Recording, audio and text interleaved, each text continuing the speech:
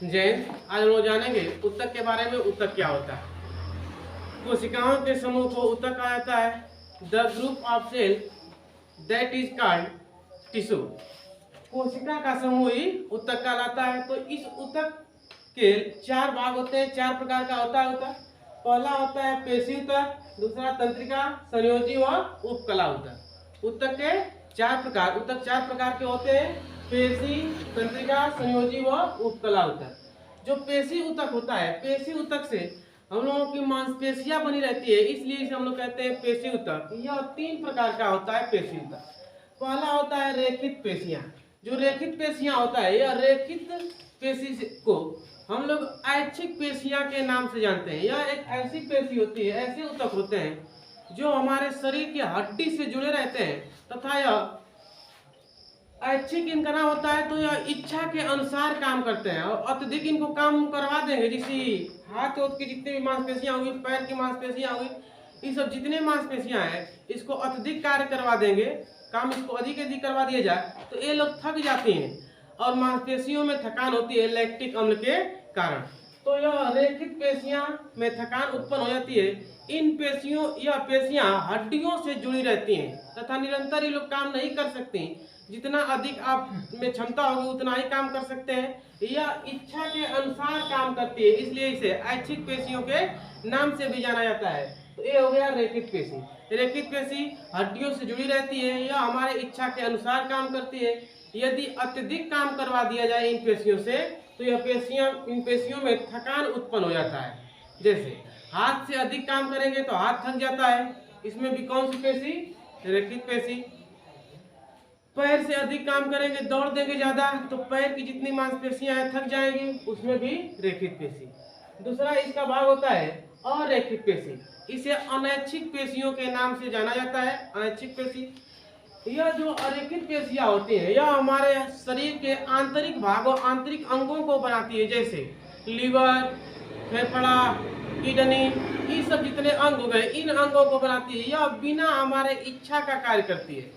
जैसे हम मान लेते हैं कि हमारा पेट हो गया, स्टोमक, ठीक, अमाशय हो गया। अब अमाशय, हम लोग खाना खा लिए और खाना खाने के बाद बोले अमाशय से कि तुम खाना को 3 घंटा से पहले मत पचाना, जब हम तुमको बोलेंगे तभी पचाना।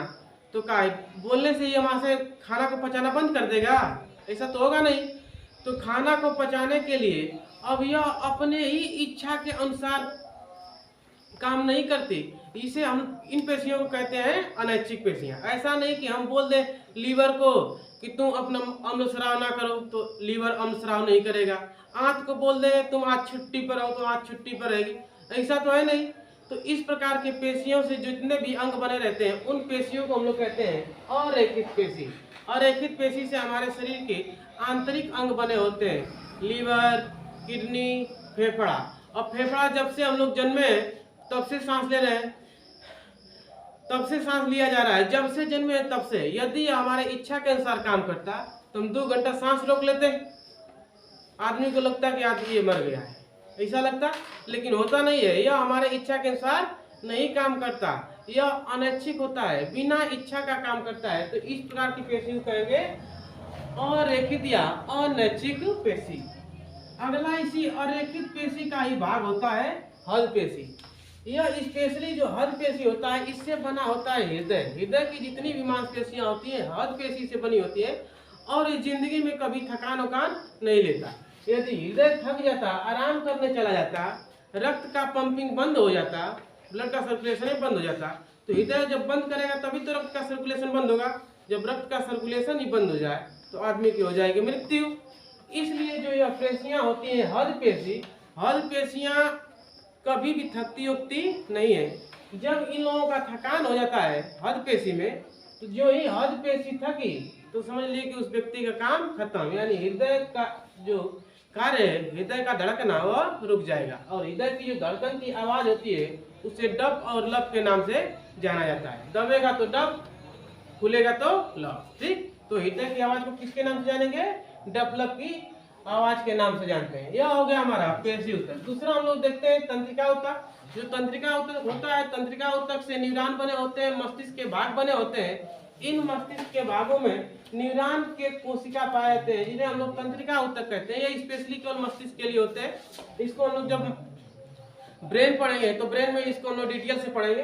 अगला देखेंगे संयोजी ऊतक। संयोजी ऊतक का मतलब होता है कनेक्टिव टिश्यू। कनेक्टिव टिश्यू शरीर के संपूर्ण अंगों को जोड़कर रखता है। इस प्रकार के ऊतक को हम लोग कहते हैं संयोजी ऊतक। तो संयोजी ऊतक में सबसे अधिक पूछता है ब्लड के बारे में। ब्लड पूरे शरीर को जोड़ के रखता है, तो यह हो गया संयोजी ऊतक।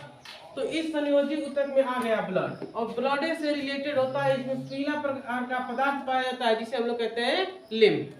तो ये ब्लड का ही भाग होगा लिम्फ। तो ये दोनों क्या हो गए, संयोजी ऊतक, संपूर्ण शरीर को जोड़ कर रखते हैं। यदि हाथ में जो ब्लड है, यह ब्लड यदि परिसंचरण करना बंद कर दे तो हाथ भी काम करना बंद कर देता है, आदमी पैरालाइसिस जैसे हो जाता है। यानी कि यह हाथ को भी जोड़ के रखा है, यह संपूर्ण शरीर को जोड़ के रखा है। यदि रक्त का परिसंचरण ही बंद हो जाए तो आदमी का शरीर ठंडा पड़ जाएगा, आदमी की पूरी बॉडी रुक जाएगी। तो इसलिए ब्लड और लिम्फ ये सब क्या हो गए, संयोजी ऊतक। दूसरा अगला है इसमें बोन और कार्टिलेज। यह जो बोन होता है, बोन मतलब हड्डी, अस्थि कहेंगे, और कार्टिलेज होता है उपास्थि। उपास्थि का मतलब कि हड्डी का ही एक नरम वाला भाग होता है, कमजोर भाग होता है, जिसे हम लोग कार्टिलेज कहते हैं। यह हमारे कुछ ऐसे अंगों को बनाता है जो मुड़ेगा तथा फिर से अपने प्रत्यावस्था में आ जाता है। जैसे कान, ये कान हो गया, कान में जितनी हड्डियां लगी हैं ये लोग बनी है उपास्थि का, ठीक, कार्टिलेज के बने हुए। कार्टिलेज हमारे हड्डियों के जोड़ों पर भी पाए जाते हैं। जब आप लोग चिकन उकन खाएंगे तो देखेंगे ऊपर हड्डियां के ऊपर जहाँ पर जुड़वा रहता है वहां पर एक नरम प्रकार की हड्डी पाई जाती है, उसे ही कहा जाता है कार्टिलेज। तो होता है कार्टिलेज। तो ये हड्डी हमारे शरीर को जोड़ कर रखती है, पूरा कंकाल बना कर रखती है। अगर पैर में से, दोनों पैर में से हड्डी उड्डी निकाल दे तो आदमी कैसे लपक के खड़ा होगा, खड़ा नहीं हो पाएगा ढंग से, ठीक। तो ये जो हड्डी है पूरे शरीर को जोड़ के रखती है, जो कंकाल बनाती है। तो हड्डी भी हो गया संयोजी ऊतक, कार्टिलेज भी हो गया संयोजी ऊतक। तो संयोजी ऊतक हमारे शरीर को एक दूसरे अंगों से कनेक्ट करके रखते हैं, इसलिए इसे हम लोग कहते हैं कनेक्टिव टिश्यू। अगला है उपकला ऊतक। जो उपकला ऊतक है, उपकला ऊतक के कई कार्य होते हैं, जैसे कुबड़ बना देना। ऊंट में जो कुबड़ होता है, वह कुबड़ कितने लोग कहते हैं कि ऊंट में पानी भर के चलता है, वही पानी वानी भरा नहीं रहता है। वो कुबड़ में क्या भरा रहता है, वसा। कुबड़ में क्या भरा रहेगा, वसा भरा रहता है। तो यह जो वसा है, वसा से ही यह अपना भोजन बनाने लगता है। जितने दिन तक यह रेगिस्तान में जाता रहता है और यह यदि इसे कुछ खाने के लिए ना मिले तो यह इसी वसा से अपना भोजन प्राप्त करता रहता है, और उसका उतने दिन पर दिन कुबड़ जो होगा पिचकता जाता है, नीचे दबता जाएगा। फिर आएगा जब इसको भोजन मिल जाएगा, खा लेगा, फिर से मेन वसा भर जाएगा। फिर से जब वसा भर जाएगा तो ऊर्जा फिर से इसको मिलने लगती है। तो इस कुबड़ से इस ऊतवा को मिलती है ऊर्जा। तो यह उपकला जो ऊतक होता है क्या बनाता है, कुबड़। दूसरा बात बनाएगा ये पेट। ये पेट पे जितना भी चर्बी और भी होता है, बाहरी वाला जो पेट दिख रहा है हमको उधर, ये में जितना चर्बी और भी होता है, ये सब बनाता है कौन, उपकला ऊतक के बने होते हैं चर्बी।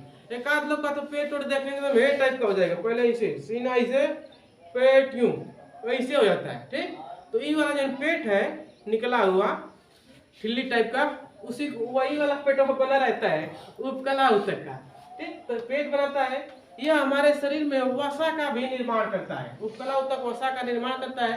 अब जैसे देखेंगे मोटा व्यक्तियों में वसा की मात्रा अधिक रहती है, जितने भी मोटे व्यक्ति रहते हैं उन लोगों में वसा की मात्रा अधिक रहती है। वसा हमारे शरीर में कई काम करता है। पहली बात यह ठंड से बचाएगा, चोट से बचाएगा, सुंदर लगने में सहायता प्रदान करता है। दोनों का देखेंगे गाल और पचकल ढचकल टाइप का रहेगा, पिचकल रहेगा तो देखने में सुंदर नहीं लगेगा।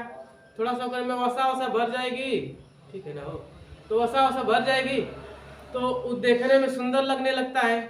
जिम करने वाले देखते हैं लोग एकदम मेहनत करके वसा भर लेते हैं इधर सब, ठीक। कि जब वसा भर जाता है, चाहे ठंडी के दिन में देखेंगे आदमी पूरा बढ़िया से मुफलर उफलर बांधे रखेगा, उसकी जन बीबी रहेगी पीछे से एक साड़ी बस सिंपल साड़ी ओड़ी पहन के, वो पूरा ठंडी के दिन में कोट स्वेटर दुका पता न का पहनले रहेगा, और मेहरारू बस एक साड़ी पहनले रहेगी, वो में पीछे खुला रहेगा, चलिए जी, ठीक। तो वो चल देगी, उसको ठंडा उंडा नहीं लगता।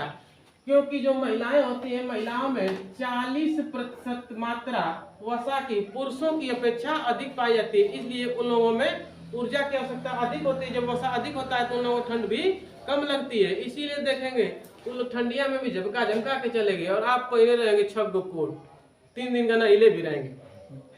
अजीब ढंग की बात होती है। झुर्रियां इन्हीं उपकला ऊतक के कारण ही बनने लगते हैं झुर्रियां। तो बुढ़ापे में जो झुर्रियां बनती हैं, यह उपकला ऊतक सूखने लगते हैं, जो वसा होते हैं तो वसा सूखने के कारण झुर्रियां पड़ने लगती हैं। झुर्रियां का मतलब जो चमड़ियां होती है, चमड़ी सिकुड़ने लगती है, उसी को कहा जाता है कि झुर्रियों का पड़ जाना। तो यह झुर्रियां पड़ने लगती हैं उपकला ऊतक सूखने के कारण। तो यह हो गए हमारे ऊतक। तब तक इसका आप लोग एक स्क्रीनशॉट लेंगे।